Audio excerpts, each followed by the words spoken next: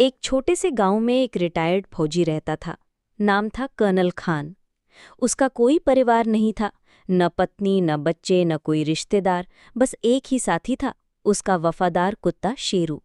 शेरू कोई आम कुत्ता नहीं था, वो भी फौज में कर्नल साहब के साथ तैनात रहा था।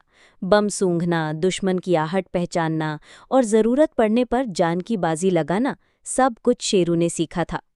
उसने कई बार अपने मालिक और दूसरे जवानों की जान बचाई थी। जब कर्नल खान रिटायर हुए और गांव लौटे तो शुरू में गांव वाले उनका सम्मान करते थे, लेकिन समय के साथ सबने उन्हें भुला दिया। मगर शेरू ने कभी उनका साथ नहीं छोड़ा। हर सुबह कर्नल खान अपने आंगन में तिरंगे को सलामी देते और शेरू उनके बगल में खड़ा होकर 3 बार भौंकता, जैसे वो भी अपनी भाषा में सलामी दे रहा हो।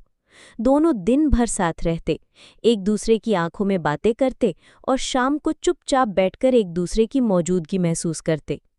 एक दिन अचानक कर्नल साहब की तबीयत बहुत बिगड़ गई और उन्होंने उसी रात अपने घर में आखिरी सांस ली। उनकी मौत की खबर गांव में फैल गई, लेकिन कोई भी अंतिम संस्कार में शामिल नहीं हुआ। पर शेरू आया। वो दौड़ता हुआ उनके ताबूत के पास पहुंचा, सीधा जाकर बैठ गया, फिर उसने जोर से 3 बार भौंका, ठीक वैसे ही जैसे सेना में आखिरी सलामी दी जाती है।